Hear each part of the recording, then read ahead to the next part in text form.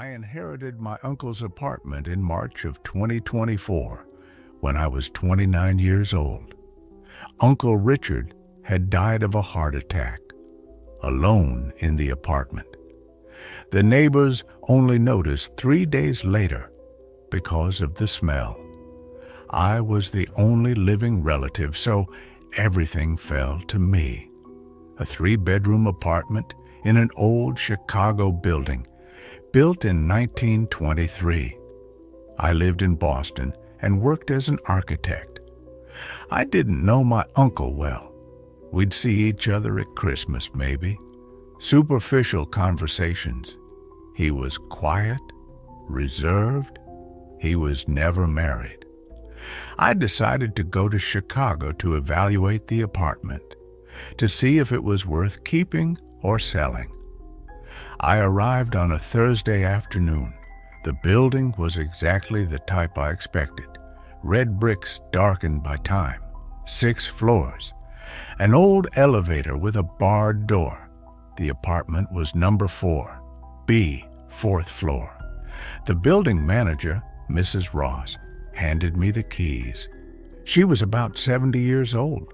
She looked at me with a strange expression when I mentioned that I was going to live there temporarily.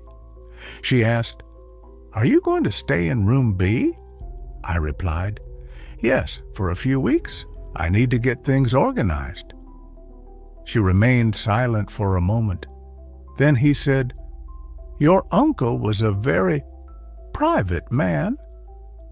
I found the comment strange, but I didn't think much of it. I went up to the 4th floor. I opened the door. The apartment smelled of mildew and something sour. Old furniture, peeling wallpaper, heavy curtains blocking the light. It looked like no one had cleaned in years. Before leaving, I had requested the original floor plan of the building. It's an architect's job. I always analyzed the structure. The plan clearly showed apartment 4B, 3 bedrooms, living room, kitchen, and 1 bathroom. I started exploring.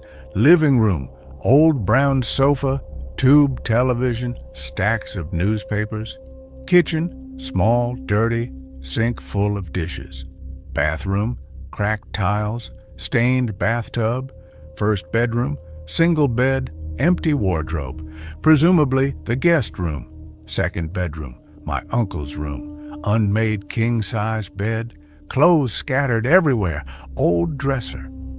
I went back to the room. I picked up the plan again. 3 bedrooms. I had only seen 2. I walked back down the hallway, recalling the layout. Living room to the right, kitchen to the left, straight hallway, bathroom, 2 bedrooms. But the floor plan showed 3 bedrooms. The 3rd should be here. I stopped at the wall at the end of the hallway, between the 2nd bedroom and the bathroom. It was just a wall, painted the same worn beige as the rest of the hallway. But the proportion was wrong. I measured by steps. From the bathroom to the 2nd bedroom, 4 meters.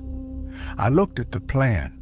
It should be 6 meters tall, 2 meters to go. I placed my hand on the wall. I tapped lightly. Hollow sound. There was something behind it. I grabbed my flashlight. I shone it on the wall from the side, and I saw a line, almost invisible, the outline of a door, painted the same color as the wall, perfectly camouflaged. I felt a chill. I ran my fingers along the line. I found the edge. I pushed. Nothing. Locked. I looked for the doorknob. It wasn't there, only the outline of it.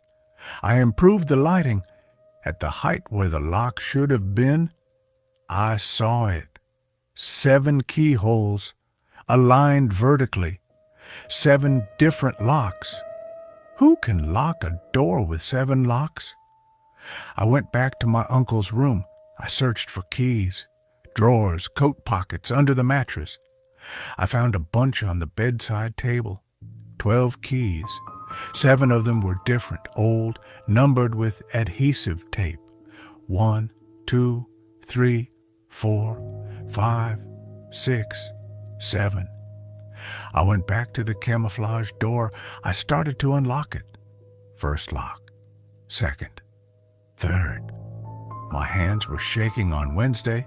I stopped before the 7th. Why would anyone lock a door like that? What was inside that needed 7 locks? I took a deep breath. I turned the 7th key. Click.